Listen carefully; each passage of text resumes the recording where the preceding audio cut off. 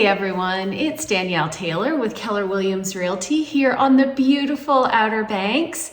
And my gosh, it's been a minute. I am so sorry that I have been offline and kind of doing other things, but as you may or may not notice if you're a longtime follower, this is a different setup because I moved. So I'm still in the amazing Outer Banks. I only moved about 2 miles away. Stay tuned because we are going to do a series about this build. So we built this house from scratch. It was about a 13-month process, and can't wait to share it with you in case anybody out there is thinking of building. I'm gonna take you along on a little journey. So anyway, stay tuned for that. It's in production now, so hopefully we'll have that out later this year. But anyway, enough about me. We are back. And it is Stats Day. So we are going to talk about all of the data through Q1 2025. And just as a reminder, our subset of data is single family residential for all of Dare County and Corolla, including the 4-wheel drive. All of this information is courtesy of the Outer Banks Association of Realtors.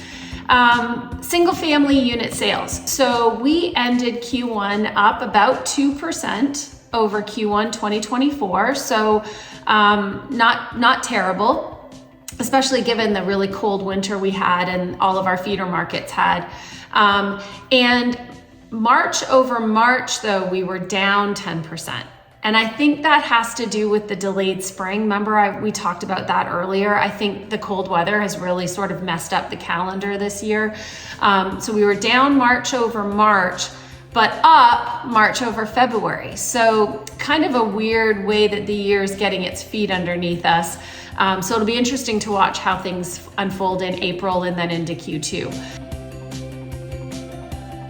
Inventory. So we've got sales up a little bit for the quarter. Inventory, we've got about 6.7% more new inventory come on the market in Q1 of 2025 versus 2024. Of that inventory that came on in just March though, 35.4% of those properties are already sold or under contract. So again, we consistently are seeing at least around a third of the market selling quickly when it hits. And honestly, I cannot express to you enough how much condition and pricing is really what's driving it. When the homes come on, they are well maintained, they're in good condition, and they're priced appropriately, they are snapped up. So I can't stress it enough. If you're sitting on the market longer, you're either overpriced, in poor condition, or both. And then we have to come up with a strategy to combat that. Ultimately, it's not me that decides the price or you, it's the market. And so we've really got to keep our ear to the ground and be responding as is appropriate.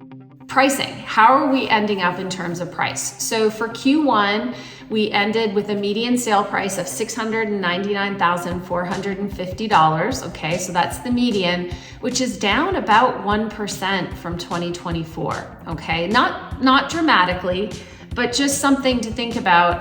We're really hitting that stable point with pricing and even seeing a slight dip, 1%. I mean, not significant. In terms of the under contract properties, we've got a median list price of $774,500. And then for actives, we've got a median list price of $799,999. So again, that gap continues to be there between the solds, the under contracts, and the actives. So when those under contracts sell, we'll have to see if that affects that median sold price. The sold to list ratio for Q1 squeaked up to about 99.2%. Okay, so once we hit the right price, we should be expecting on average to end up at about 99% of that price for selling. For all of 2024, just to give us a touch point, it was 97.2%. So that to me says that once we get to that right price, we're sticking more to that, and the buyers and the sellers are realizing that. So The one thing to think about though is that's just the price probably or possibly after price reductions. So what I did was take a look at Q1 and compare the sold to original price. And for that sold to original, it's 93.2. So these homes that are sitting when we hit the higher average days on market and are doing price reductions are ending up getting on average about 93% of the original price that they hit the market at. So just talking about our cash buyers, which we always like to talk about to see sort of how the market is shifting or not shifting. We ended up Q1 at 29.8% of our closings being cash. And that was actually down a little bit from Q1 of 2024, which was 30.7, but up from full year 2024, which was 28.1. But regardless, all of those numbers are right in that 30% range, and we haven't really seen that change that much. Price reductions. So for Q1 2025, we saw about 41.6% of the properties that sold doing at least one price reduction before they did so. And in the full year 2024, we ended up at 38% doing a price reduction. So definitely seeing some more price reductions. For our under contract inventory, just under 40% of those did a price reduction before going under contract. And for our actives, about 44% of those that are currently on the market have done at least one price reductions. So price reductions are definitely still a factor in the market. And that sold to original price ratio is important when we're thinking about that.